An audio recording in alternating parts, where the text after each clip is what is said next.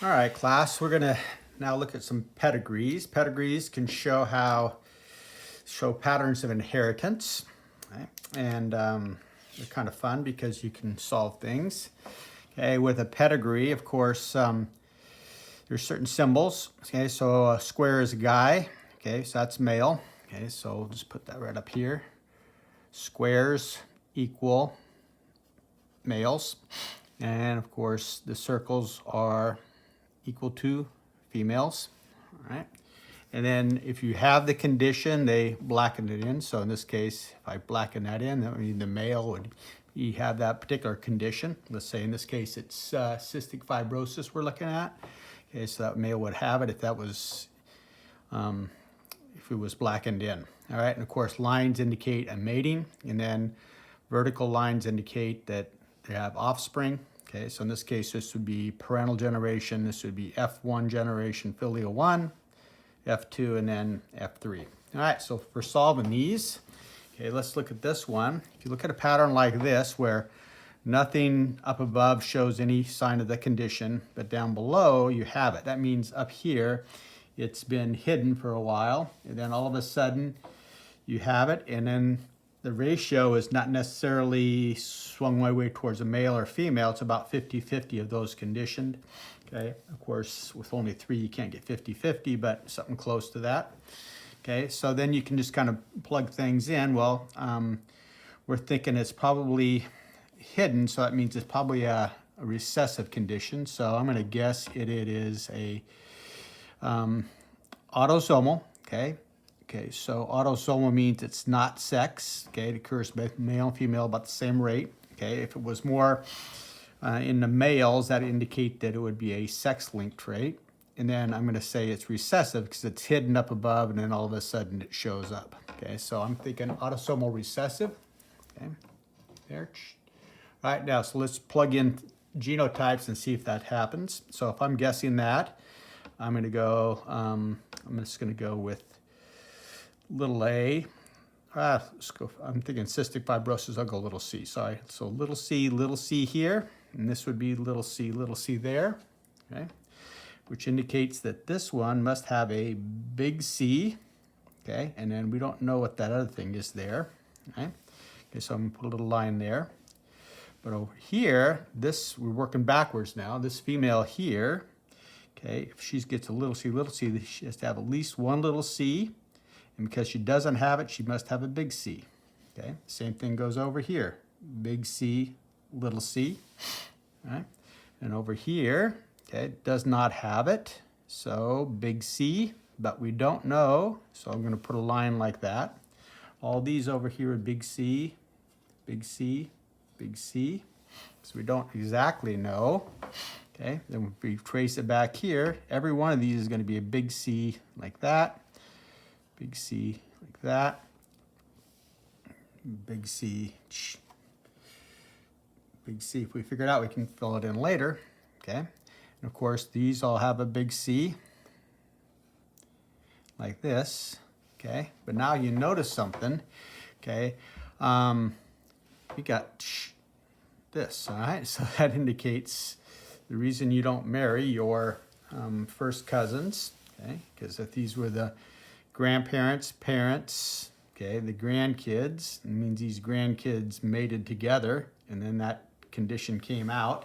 Because there's a lot of mutations, which I say cystic fibrosis could be a mutation, which are harmful and they stay hidden, okay? But if, in this case, one of these grandparents has to have a little c, okay, in order to pass it on to over here, and over here, because they must be carriers of it at least, okay? And then we don't know that, but at least one of the grandparents must be this. Could be the grandmother, or this could be big C like that, or it could be little c, but probably not, okay? But we don't know if it's the grandfather or the grandmother, okay? But she has to pass on, or he pass on one of those recessive genes, okay? And because they're related, there's a good chance that they can get that, all right? So that's an example of autosomal recessive. Okay, cystic fibrosis, sickle cell anemia. There's quite a few homozygote recessive conditions. All right, so let's look at another one. I'll try this one here. I got it written out already. Okay, so autosomal dominant.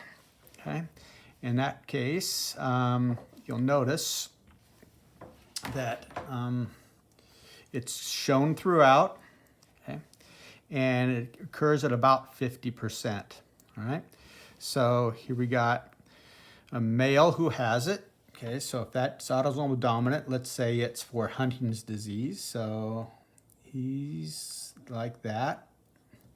And the mother does not have it, like that. Okay, well, you notice the offspring has it, doesn't have it, has it, doesn't have it, has it. So that could be a 50-50 ratio. Okay, so if that's the case, if he was like this, okay, then they would all have it, but it's about 50-50. So we now know that he's like that. All right, so that means that all these ones that have it, okay, they got one from the mom, so they are all heterozygous, like that, if they have it. And of course, if they don't have it, they are homozygous, recessive for it, that condition. Okay, now it does not have it, so like that. So again, when you have this cross here, it's about a 50-50 ratio. That makes sense. Okay, this is like that, so they don't have it. Okay, then over here, it's again a 50-50 ratio. Okay, so you can kind of make a guess and then plug it in. Okay, so we just had Thanksgiving, and I don't know if you've ever heard Arlo Guthrie's what's that called? His Thanksgiving song. The 26-minute song. Arlo Guthrie, his father is famous musician Woody Guthrie. Woody Guthrie had Huntington's disease. Okay, and he was, of course, big H, little h, and so he had a 50-50 chance to pass it on to Arlo. Woody Guthrie's famous for folk songs like Roll on Columbia, This Land is Your Land, so he's a classic figure. Okay, so that's an example of Huntington's disease, which is an autosomal dominant.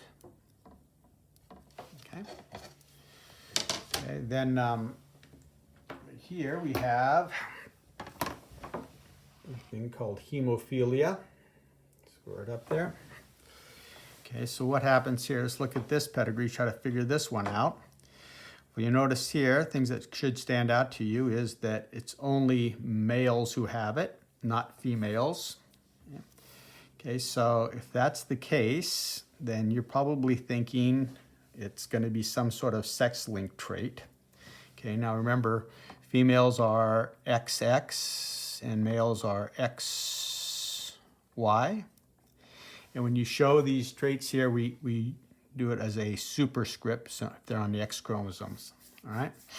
So in this case, we know that this is a male who has it.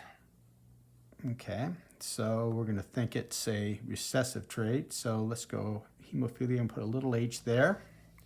This male has it. Okay.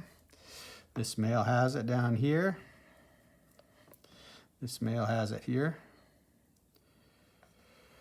Okay. Now, this in order for this to have this male up here does not have it. So we'll go there, X, Y. So we'll be H there. Okay. Now, if this mating here, of course, she's XX. Okay. So they produce 1, 2, 3, 4, 5, 6 kids. Okay, and it looks like the 3 males, 2 have it and 1 doesn't. So this male has to be like that. Okay, and the females don't have it, so they're going to be XX, of course, Hope this doesn't get too confusing for you. XX, XX. And they don't have it, so they have to have at least one big H.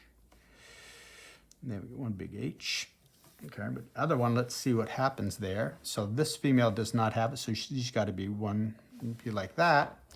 But of course, she produces males which have it. So a male that is produced, of course, they get the Y chromosome from their dad, but they get the X chromosome from the mom, all right? So the fact that they get a recessive one means that she must be what they call a carrier. So she is big H, little h, okay?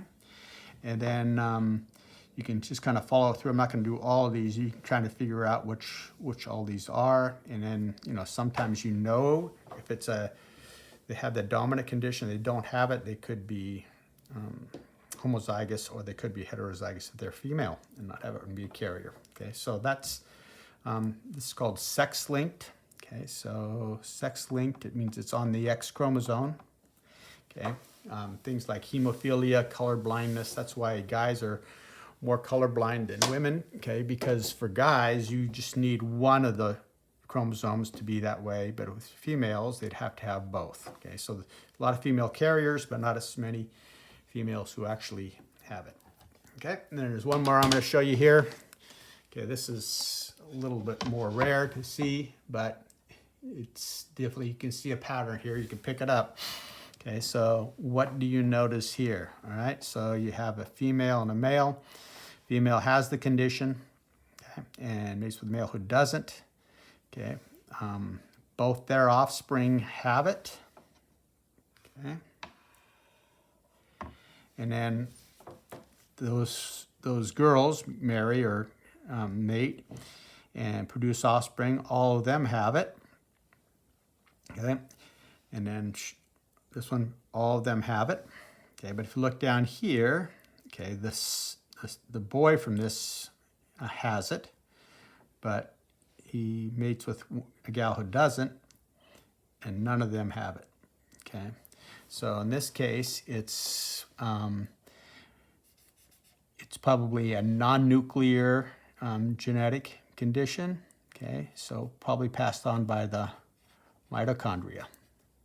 Because if you guys remember, the egg has the mitochondria. Okay, the sperm doesn't carry that on, and mitochondria has its own DNA. Okay, so you get your mitochondrial DNA from your mother. Okay, so if it's a gene that's in that mitochondrial DNA, you're going to get that from your mother.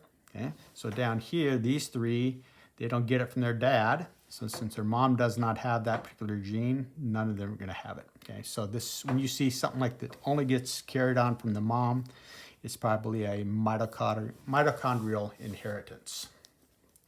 All right, so that's fun with pedigrees.